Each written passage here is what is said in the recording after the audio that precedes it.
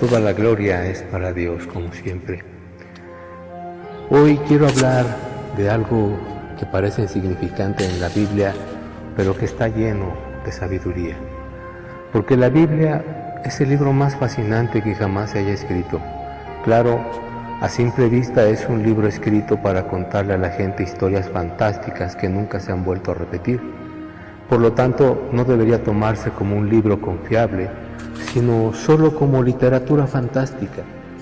Sin embargo, el fruto que ha dejado la lectura de este libro simplemente ha conquistado reinos, restaurado familias, cambiado vidas, sacado almas del fango y le ha dado una nueva esperanza al mundo, y eso no es fantasía, es la más grandiosa realidad jamás experimentada. Contrario al ateísmo, a la evolución, al cientificismo, que no han traído otra cosa que, de manera bien ejemplificada, la condición actual de esta sociedad que se hunde cada vez más en su propia degradación. Parece como si el objetivo principal del ateísmo, del modernismo, la prosperidad y la ciencia fuera ese: destruir lo bueno del ser humano, y es por eso que choca con la literatura bíblica, pues la literatura de la Biblia busca precisamente eso: volver al ser humano a un estado de bondad. ¿Qué hay en este libro que lo vuelve tan especial? ¿Es magia? ¿Poderes sobrenaturales? ¿Un código de espiritualismo? ¿O simplemente es la palabra del único y verdadero Dios? La respuesta es la última opción, es la palabra de Dios. Y por eso es que tiene ese poder incomprensible para el ser humano, que cuando decide experimentar un cambio en su vida, ese poder transformador que lo cambia todo por esa necesidad tan grande que existe en el mundo, y es el amor verdadero y eterno de Dios. Pero no solo tiene un poder transformador, también está llena de sabiduría y misterios, como ya en otros estudios hemos visto. Y aquí hay uno más, como dije, tal vez sencillo para muchos, tan sencillo que lo pasaron por alto, y se encuentra precisamente en las primeras y las últimas dos letras de la Biblia, y son las siguientes. En el libro de Génesis, capítulo 1, la Biblia comienza diciendo: en el principio creó Dios. Y en Apocalipsis 22:21 termina diciendo: sea con todos vosotros. Amén. La primera frase de Génesis empieza con las letras E y la N, mientras que la última frase de la Biblia, la palabra amén, termina con las mismas letras, la E y la N. Entonces, la Biblia empieza con las letras E y N y termina con las letras E y N. ¿Será esto casualidad, coincidencia, o simplemente están ahí pues sin ningún motivo? ¿O habrá un propósito escondido en todo esto? Creo que la Escritura Sagrada tiene la mejor respuesta a estas preguntas. La palabra en se usa para describir algo que está dentro o sobre de alguna cosa. Por ejemplo, en la mesa puse el plato, o en el refrigerador está la comida. En el primer caso nos dice que el plato está sobre la mesa, lo puse en la mesa, es decir, sobre la mesa. Mientras que en el segundo caso nos dice que está la comida en el refrigerador, es decir, dentro del refrigerador. Así que cuando la Escritura nos dice en el principio, nos puede estar señalando que hay algo dentro o sobre el principio. Pero el principio es solo un estado de tiempo, por lo tanto, nada puede estar sobre o dentro del tiempo. Lo explico más claro. Nadie puede estar parado sobre una hora o sobre 15 minutos, o meterse dentro de media hora o meterse dentro de un minuto.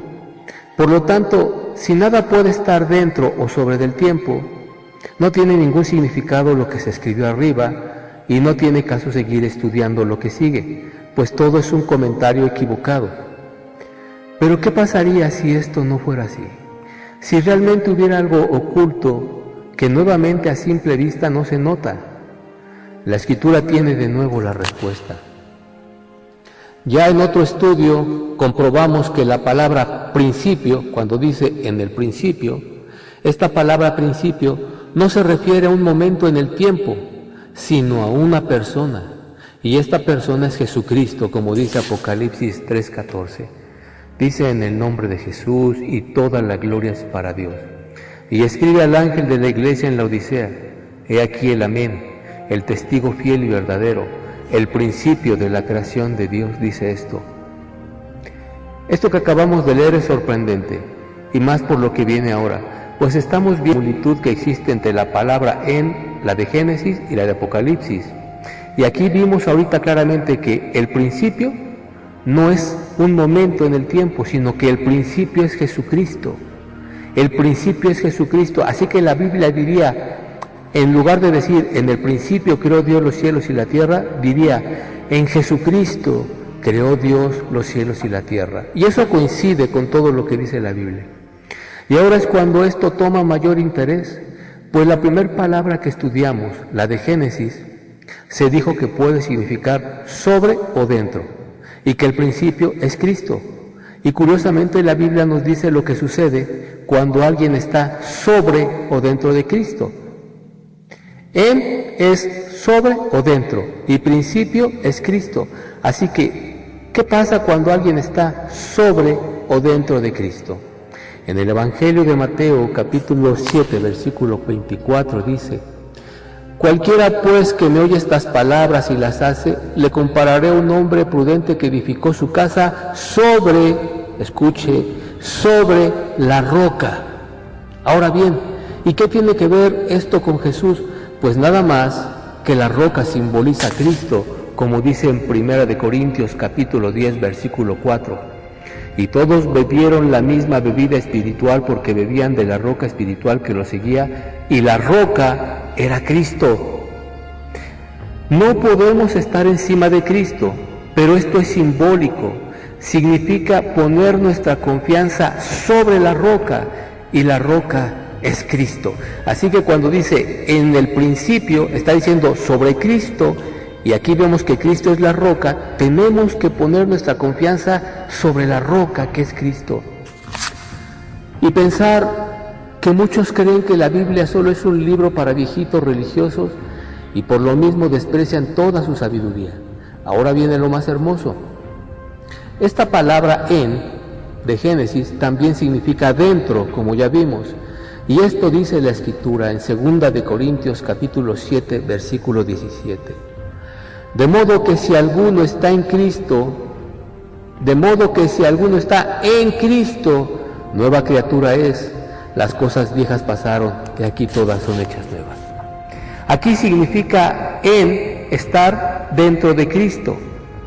Y no nos deja sin palabras el entender que el que está dentro de Cristo es una nueva criatura. Pues al empezar la Biblia nos decía que Él es el principio de la creación de Dios. Así que Cristo creó este mundo, pero también puede crear una nueva persona de aquellas que están dentro de Él. Es decir, Él es el creador del mundo, pero también puede crear una nueva persona si esa persona está dentro de Él. ¿Y cómo puede estar una persona dentro de Cristo si Él está en el cielo y nosotros en la tierra? Pues para estar dentro de alguien hay que estar en su cuerpo. Y esto dice la Escritura de cómo podemos ser parte del cuerpo de Cristo. En Efesios 5:23 dice: porque el marido es cabeza de la mujer, así como Cristo es la cabeza de la iglesia, la cual es su cuerpo, y Él es su Salvador. Gloria a Dios. Así es como podemos estar dentro del cuerpo de Cristo si somos parte de la iglesia. Pero para ser parte de su iglesia, tenemos que arrepentirnos y recibir la salvación por medio de la sangre y del sacrificio de Jesús, como está escrito en Efesios capítulo 1, versículo 7. En quien tenemos redención por su sangre, el perdón de pecados según las riquezas de su gracia. Así que si alguien se arrepiente y es lavado por la sangre de Cristo, es parte de la iglesia. La iglesia es el cuerpo de Cristo y esa persona está dentro de Cristo, está en Cristo. Hasta aquí todo esto es maravilloso y pensar que todo esto surgió de analizar solo una sencilla palabra, en. ¿Qué pasaría si Dios en su inmensa sabiduría nos permitiera analizar todas las Escrituras, letra por letra? ¿Se imaginan? Quedaríamos más maravillados que si pudiéramos contemplar todo el universo, pues encontraríamos cosas que ojo no vio, ni oído yo, ni ningún hombre se ha imaginado. Ahora pasemos al segundo en, el de Apocalipsis. El segundo en forma parte de la palabra amén, que significa estar de acuerdo o que así se haga, y se dice al final de una frase para expresar que estamos de acuerdo en lo que se dice. Pero aquí aparece con otro propósito. Cuando Juan escribe amén, es para darle final a todo el libro que conocemos como la Biblia. Así que aquí nuestra frase simboliza final. Bueno, para ser parte de Cristo hay que recibir ese regalo de salvación mediante la fe. En el libro de Efesios, capítulo 2, versículo 8, dice en el nombre de Jesús: porque por gracia somos salvos por medio de la fe, y esto no de don de Dios, y esto no de nosotros, pues es don de Dios. Aquí dice que la fe es un regalo de Dios, pero ¿qué tiene que ver todo esto con Cristo y el final del que estamos hablando? Otra vez la Escritura responderá sola, pues esto dice de Jesús y la fe. En el libro de Hebreos, capítulo 12, versículo 2 dice: puestos los ojos en Jesús, el autor y consumador de la fe, el cual, por el gozo puesto delante de él, sufrió la cruz, menospreciando lo oprobio, y se sentó a la diestra del trono de Dios. Vamos a ver lo que dice. Dice que Cristo es el autor, es decir, el principio de la fe, y recordemos que por la fe fue creado el mundo, toda la gloria es para Dios. Pero también es el consumador, es decir, el final de la fe. Así que el segundo en que se encuentra en Apocalipsis, su simbolismo es que es la consumación de la fe, puesto que Cristo es el amén. Lo leímos hace un momento en Apocalipsis, dice: he aquí el amén. Así que cuando habla de en el principio, nos está hablando de en Cristo, y cuando habla de amén, Él es el amén, nos está hablando de Cristo. Y una vez que todo esto termine, fíjense bien, una vez que todo esto termine, la fe ya no será necesaria, pues entonces veremos al Señor cara a cara, como dice en 1 Corintios 13:12, ahora vemos por espejo, oscuramente, mas entonces veremos cara a cara, ahora conozco en parte, pero entonces sabré cómo fui conocido.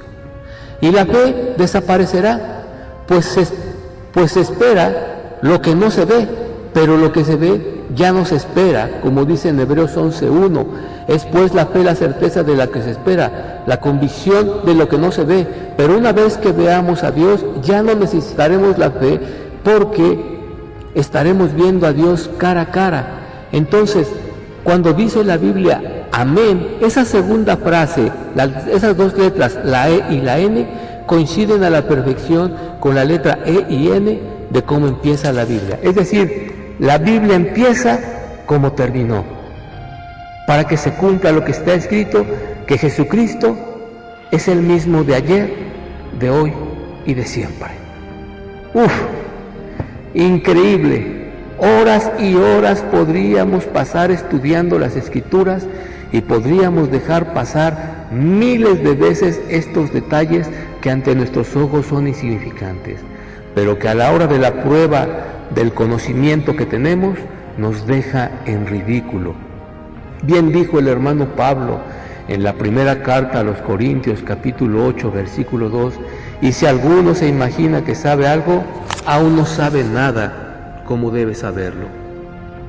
Por eso, lo único que nos queda al estudiar y entender estas maravillas es solo decir con humildad y gratitud: no a nosotros, oh Jehová, no a nosotros, sino a tu nombre da gloria por tu misericordia y por tu bondad, por tu verdad, porque nada podemos recibir si no nos fuere revelado desde arriba por Dios, para que se cumpla la escritura que dice: pero Dios nos la reveló a nosotros por el Espíritu, porque el Espíritu todo lo escudriña, aún lo profundo de Dios.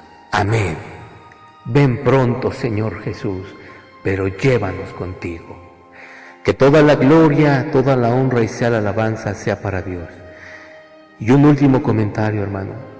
Cuando lees la Biblia, ¿la lees con atención o la lees de corrido? Mira nada más, dos letras nada más, todo lo que aprendimos hoy. Y el estudio no está completo, le faltó mucho más.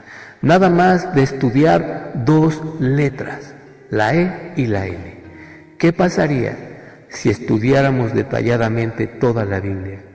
No habría nada que moviera nuestra fe, no habría nada que conmoviera nuestro espíritu, estaríamos saciados. Pero lo repito, solo el Espíritu de Dios nos los puede revelar, y para eso hay que buscar a Dios con clamor, con humildad y con sinceridad, para que Él nos enseñe. Que Dios te bendiga y te guarde en nombre de Jesús. Amén.